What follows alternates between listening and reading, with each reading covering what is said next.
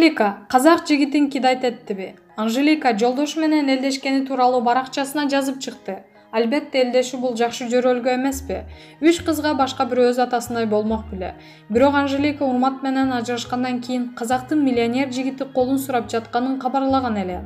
Жакында өзүнүн бактысын бай жигиттен көрүп жатканын айтып, канчалаган сулуулардын ичине туз коюп, жакында тою боло турганын бери жарыялап ийген. Бул жарыялоодон кийин чын эле урмат менен бирөөтолуу ажырашып, башка адамга турмушка чыга турагына көпчүлүк ишенип калган.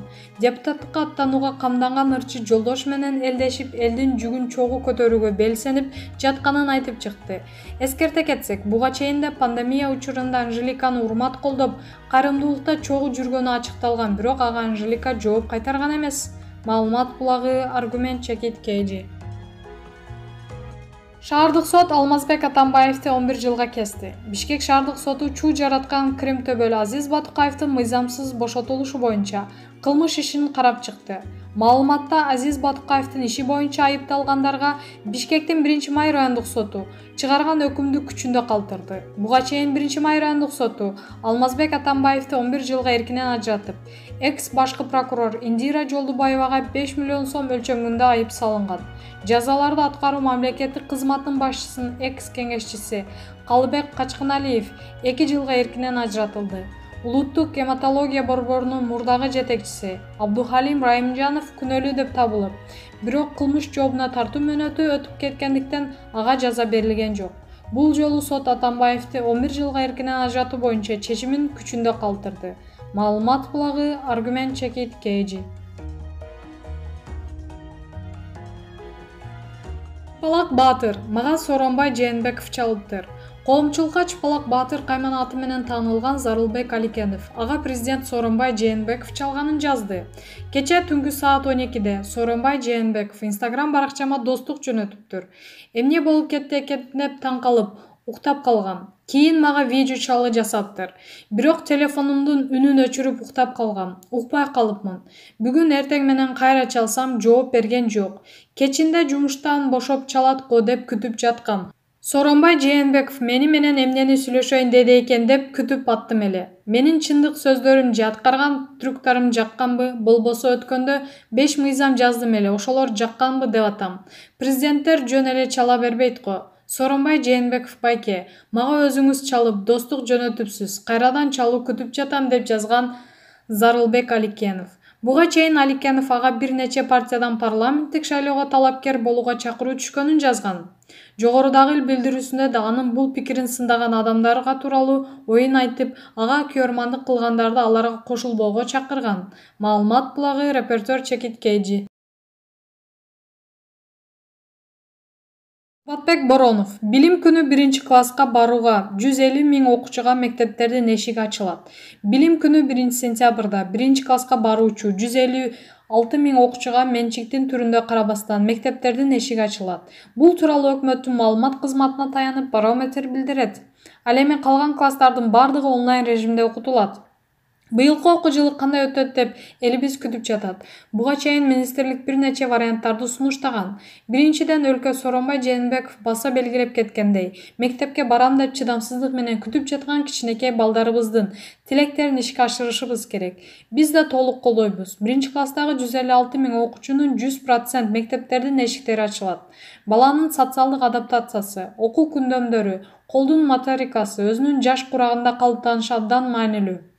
Ошол эле учурда экинчи жагынан анын эпидемиологиялык кырдаалдын шарттары эске алынып, окутуунун алгоритмдери толук жана так иштелип чыксын деп билдирди Кубатбек Боронов. Премьер-министр белгилегендей, жалпы аймактардагы эпидемиологиялык абал толук турукташа элек. Прогноздор боюнча кийинки толкундук чыгышы толук ыктымал. Ошондуктан министрлик калган варианттарды сунуштап жатканда эпидемиологиялык кырдаалды эсинен чыгарбоого тийиш. Эпидемиялык абалдын курчуп кетишине жол ача турган учурлардын бардыгына бөгөт коюшубуз керек. Ал эми окуу процесси кийинки чейректерде жандандыруу маселесин өлкөдөгү эпидемиологиялык абалды эске алуу менен республикалык штабтын талкуусунан өтүшү тийиш, деп жыйынтыктады ал. Маалымат булагы Барометр Чекит KG. Узат Токтосунова. алып баруучу. Жашоодо өйдө ылдый күндөрүм көп болбогондо өспөйт элем.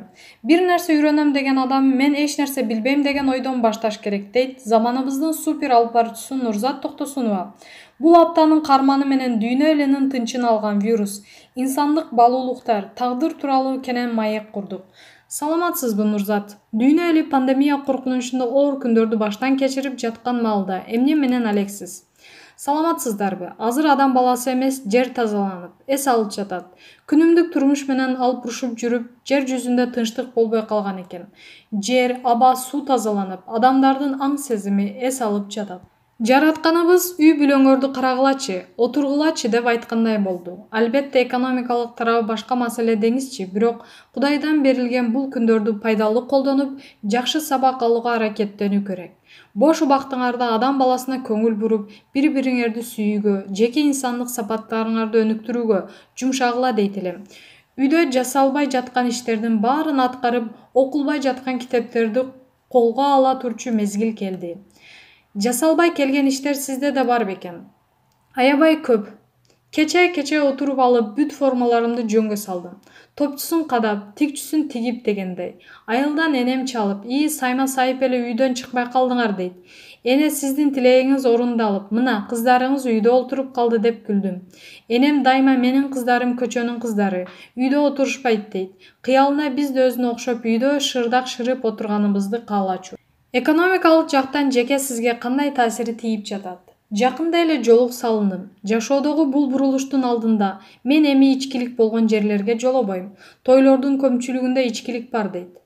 Кудайдан мындан ары азыгымды таап жей турган башка булак көрсөтчү деп сурагам.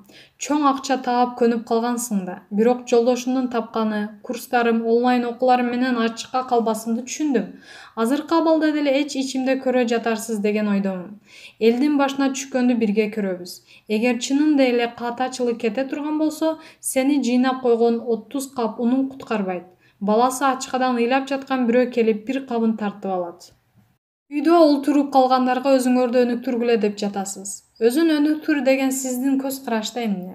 Өзүн өнүктүрүү бул жашоону татыктуу алып кетүү. Сандаган негатив ойлордун арасына жүрө берип өмүрүнүн өтүп жатканын сезбегендер канча. Андан көрө жаман иштерден, ойлордон, адаттардан силкинип, өз жашооңду бактылуу кылып, жаныңдагы адамдарга бакыт тартуула. Эски ой, эски жашоо менен калбашыбыз керек. Ар бир адам күн сайын өзүн курчутуп турушу зарыл. Ал үчүн сырттагы эмес, иштеги күчтөр менен күрөш керек. Дайыма өзүңдү бир нерселерге мажбурлап туруш керек. Мисалы, бүгүн мен йогага араң турдум. Жалкоолонуп жата бергим келет. Бирок мен йога менен машыксам, астрахандороз болборумду билем да. Ошол себептен өзүмдү мажбурладым. Инсандык өнүгүү, башкача айтканда аракет кылып, жамбашты жумшак дивандан көтөрүп, айтор бир нерседен баштоо. Бирок бир ишти баштоо ойго келгени менен ага чыгууну кыйын. Мисалы, спорт менен машыгууну, китеп окууну баштоо. Сен ачка болсоң туруп барып тамак жейсиң да. Анын сыңары азыркы жашоодо өзгөрткүң келип жатса, ордуңдан туруп биринчи кадамды жасашың керек. Ал эми китеп жаатында жапондорго 1 мүнөт деген жакшы нерсе бар. Китеп окууну адат кылгың келсе, күнүгө белгилүү 1 саатта 1 мүнөт китеп окуйсуң. 21 күндөн кийин карасаң, бул нерсеге өзүң тартылып каласың. Мына азыр үйдө эмне кыларды билбей отурабыз деп жатабыз. Болгону системалуу түрдө план түзүп алуу керек. Саат 7-де спорт менен машыгам, 9-да китеп окуйм, 11-де үй жыйнайм деген сыяктуу.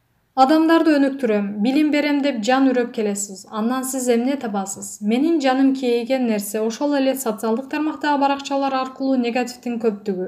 Сенин ар бир сүрөттөңдөн, жазган кебиңден, деги эле сенин бар экениңден кыйкым таап турушат. Көптөгөн адамдардын негативи ашып ташып, интернет аркылуу сага жетип жаткан болсо демек, бизде бактысыздар көп. Ал адам бактылуу болгондо мени сындап, жамандап бара тартмак эмес да. Кайсы бир учурда мен да бактысыз элем да. Ал кезде менден маселеси көп адам жоктой сезилчү. Элдин баарын күнөөнү издей берер элем. Анан качан гана өзүмдүн тагдырым өзүмдүн колумда экенин түшүнүп, изденип баштаганда өткөн күндөрүмдү эстеп жылмайчу болдум.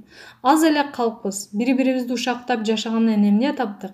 Оба, мындан мен миллиондорду таппайм. Болгон айылдык кыз болуп калганым үчүн түйшүктөнүп, бирөөлөргө кам көрүп турганга көнгөм.